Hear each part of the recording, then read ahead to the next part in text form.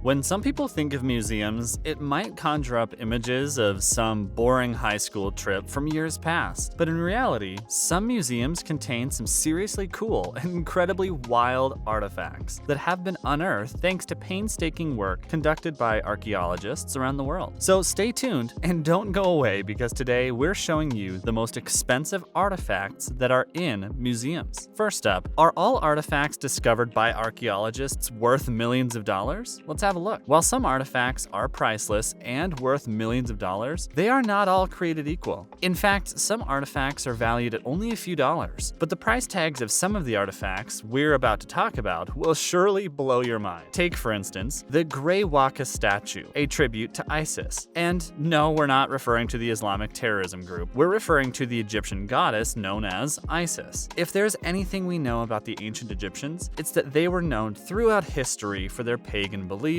rituals, and practices for thousands of years. Egyptians would pray to Isis for various reasons, but more often than not, they would pray to Isis for rights of the dead, healing, and even for motherhood. Around 664 to 525 BC, Egyptian sculptors and artisans set out to construct a relic that citizens could worship, and so they carved the famous statue that is known around the world today as the Graywaka Statue. Archaeologists claim that the Graywaka Statue was put in a publicly accessible space in the ancient city of Alexandria that would enable citizens to worship her. Worshippers routinely flocked to the statue to pray to Isis and ask her for her comfort and healing blessings. Sometime in the 1800s, the statue was purchased by a family of French nobles and subsequently sold at auction. In 2012, during an auction at Christie's Auction House in London, England, a fierce bidding war broke out and the artifact was sold for $6 million to a London-based man named Daniel Katz, who owns a gallery specializing in ancient sculptures. Next up, are there any expensive artifacts that have come from China? Let's find out. Despite being a country known for producing some of the cheapest products in the world, when it comes to ancient Chinese artifacts, this is certainly not the case. In fact, ancient Chinese artifacts are some of the most expensive artifacts ever sold at auction in the entire world. Many of us have seen our mothers and grandmothers stuff handfuls of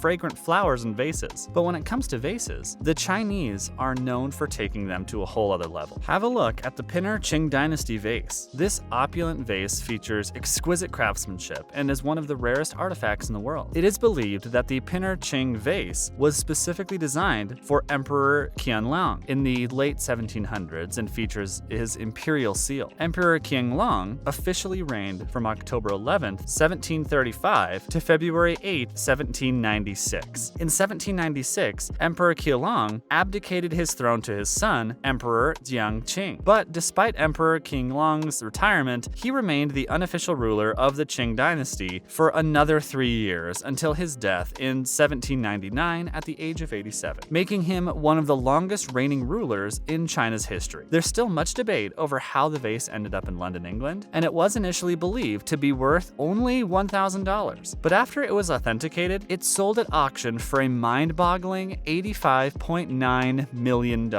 Stay tuned and don't go away, folks, because we're showing you some of the most expensive artifacts in the world, and you do not want to miss this. Up next, what are some of the most expensive pieces of ancient jewelry? Let's take a look. In some cultures, when a couple gets married, it's customary for newlyweds to buy each other a gift. Sometimes this could come in the form of a trip to France or Italy, or maybe a new kitchen set. But when it comes to royal marriages, the gifts can become a little more extreme. And this is precisely what happened when the Duchess of Windsor and King Edward VIII decided to wed in 1937. Many citizens were opposed to the nuptials because the king was marrying an American divorcee. In response to public backlash, King Edward VIII was happily willing to step down as king and forsake his crown in order to marry the love of his life. But because there was no official requirement that he do so, he simply chose to ignore those who were bothered by the marriage and marry the Duchess anyway. And honestly, kudos to him for that. What was it that the Beatles said a few decades later? All you need is love, love, love is all you need, right? So who cares about an angry citizenry? Head over heels in love with the Duchess, King Edward VIII wanted to do something romantic and decided to give the Duchess a very special gift. He hired someone to design and create a unique bracelet made of rare and stunning black and white diamonds. The designer made the bracelet into the shape of a long jaguar, and it appears as though the feline predator is on the prowl and is ready ready to pounce on its prey at any moment. One of the most impressive things about this piece is the Jaguar's eyes, pure cut and polished emeralds. At the time it was made in the late 1930s, it cost the king $7 million to make. Adjusted for inflation, that means today the bracelet is worth an astronomical sum. Next up, are there any ancient weapons that today are priceless artifacts? You bet. You've most likely heard of the French emperor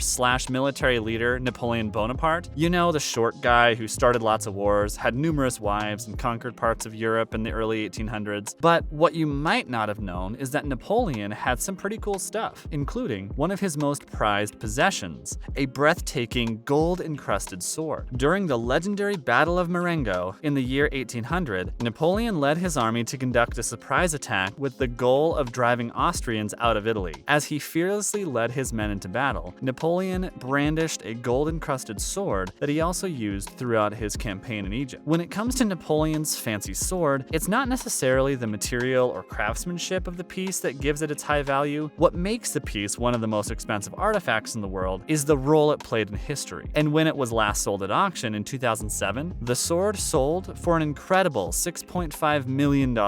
And if Napoleon were alive today, he'd probably like to think that he owns the most expensive sword in the world. But if he did, he'd be wrong. Check out this 18th century Boateng saber, which is sold for $7.7 million in 2008. So, sorry Napoleon, but at the time of this recording, the Boateng saber is the most expensive sword in the world. But don't worry, yours is still really cool. Next up, what are some of the most expensive artifacts in the world today? You're about to find out. Chances are you've heard of the legendary Leonardo da Vinci's painting titled the Mona Lisa. Leonardo created the painting around 1503 to 1506, and being the perfectionist that he was, reportedly worked on the painting until 1517. But unless you live in Europe, you'll have to catch a flight to see this masterpiece because it is kept permanently at the Louvre Museum in Paris, France. The museum sees roughly 6 million people per year, so what is the Mona Lisa worth? You should probably sit down for this one. Leonardo's famed Mona Lisa has been appraised at $800 million. Here's another super expensive artifact with a price tag that'll take your breath away. The Hope Diamond Necklace. This 45.54 carat blue deep colored Hope Diamond necklace is valued between $250 and $350 million. Astonishingly, the man who donated the necklace, Harry Winston, mailed the necklace to the Smithsonian Museum in a brown envelope by registered mail. And you've probably seen old and rare coins in your lifetime, but it's unlikely that you've ever seen a coin as rare as our next artifact. And if you ever do come across one of these bad boys at an old flea market, or maybe using your metal detector while taking a casual stroll in the park, be sure to grab it and hold on to it for dear life. We're talking about the 1849 Double Eagle $20 coin. The very first $20 coin was freshly minted back in 1849, and to this day, it stands as one of the rarest coins in US history. The reason we told you to hold on to one of these is if you're lucky enough to find one, is because today, the coin that was worth $20 in 1849 is now worth north of $20 million. The only 1849 Double Eagle coin can be seen at the National Numismatic Collections at the Smithsonian Museum, located in Washington, D.C. Okay, I think it's time to dust off the old metal detector. Finally, it's amazing how trinkets from the past can be worth incredible fortunes today. When people were using these artifacts centuries ago, they most likely didn't realize what they would be worth today, and if they knew, they'd probably be shocked to their cores. That's a wrap for today's video, folks. We hope you enjoyed watching it as much as we did making it. Hit us with a like and subscribe to our channel because we've got more awesome videos coming your way.